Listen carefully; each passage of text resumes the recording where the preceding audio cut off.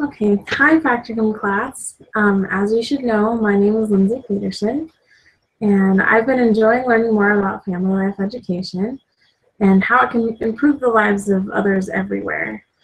In this short presentation, I thought I would cover some of the most interesting things I learned and share them with you. So prior to this course, I wasn't exactly sure what a family life educator was. So it made me feel better that after reading chapter 1 of our textbook, that there are many others who also don't know the exact definition of a family life educator.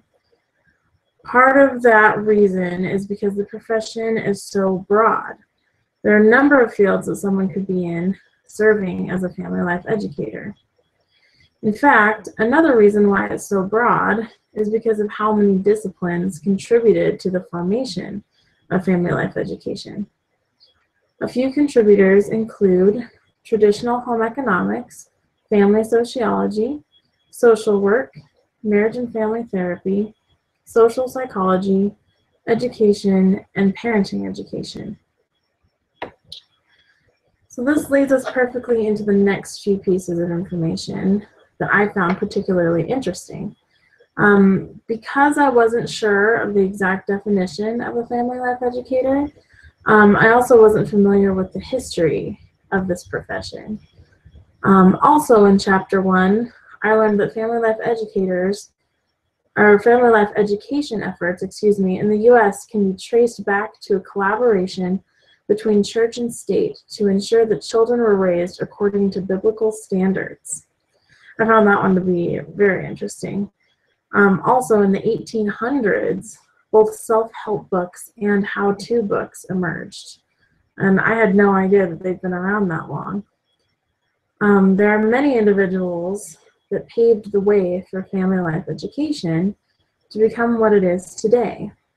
There's an organization that most people know called the PTA, or the Parent Teacher Association. And they actually started as the child and mother study groups. And countless other groups held similar discussions and created the first community venues for family life education.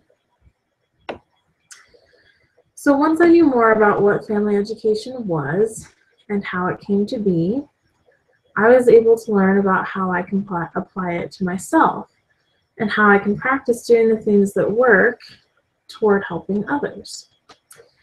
In chapter 2 of our textbook, I learned about the format or framework of creating a well-working program for participants. There are 5 stages. Stage 1 is problem analysis.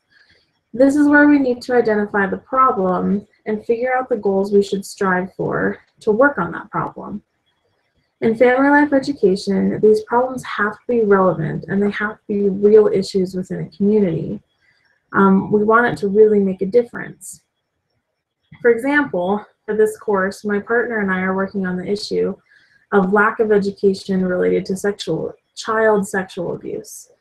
Our goals are to teach parents how to communicate with their children about what appropriate relationships are in order to prevent those kinds of things from happening, as well as teaching about the resources and steps they can take if abuse has occurred. Stage 2 is program design. In this stage, the first thing you need to do is consult the target group.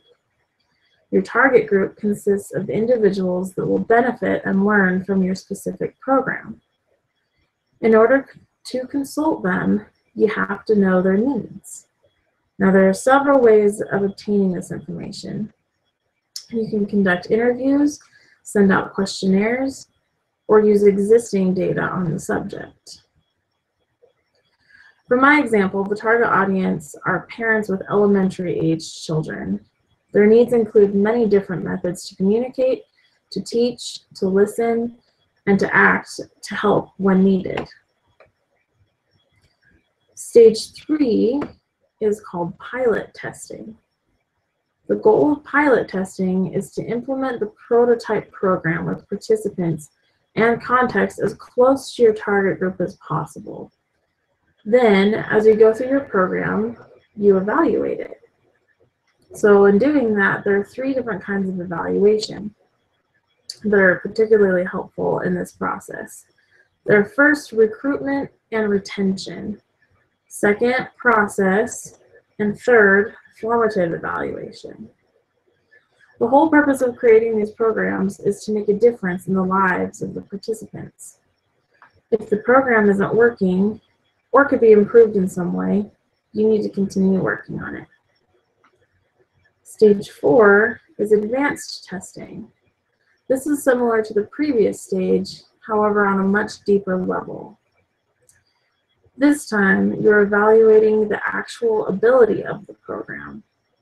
Is it ready to be shared by more family life educators other than just yourself? It also includes the processes of choosing experimental design, implementing the revised program, analyzing data, and continuing to refine. The last stage is stage 5, dissemination. The goal for this stage is to have widespread adoption of your program. This includes having to market your program through publications and other targeted venues. And this is where we all want to end up, because we've created and worked on something that is going to be used for good and in large numbers too. So this leads me into what I learned about marketing.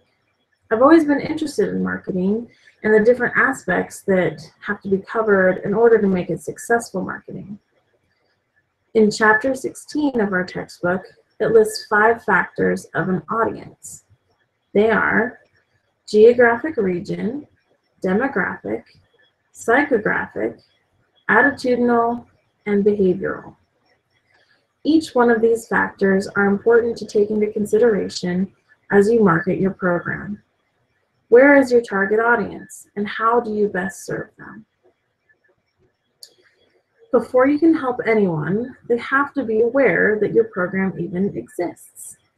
Awareness can be brought to the intended audience through advertising, public relations, promotions, media advocacy, personal selling, and entertainment approaches. There's really so much you can do to get the word out so that your program can be effective and change lives. The next step to success in marketing is marketing your own skills. So in addition to marketing your program, it's important to promote and support the standards of the practice. If you become certified as a family life educator, your programs will be taken more seriously, and participants will see the validity in what you have to share with them. These standards can be proven to others with your degree, in your resume, and even with business cards. It's critical that people know why they should listen to you and how much time, work, and thought was put into the programs being presented. It's not just something that was made on the fly, and the information within the program is valid and researched. The more I learn about family life education, the more I understand and admire those who create programs with the sole purpose of educating and helping the community and society as a whole. The knowledge and skill behind these programs make a huge difference to people, and it should be even more well known than it is. I also learned in our textbook that for some reason it's not very well known, and so that's another thing that the field is working on. I'm excited to continue learning about family life education and applying it to my life. So I hope you were able to learn more as I presented it. Thanks.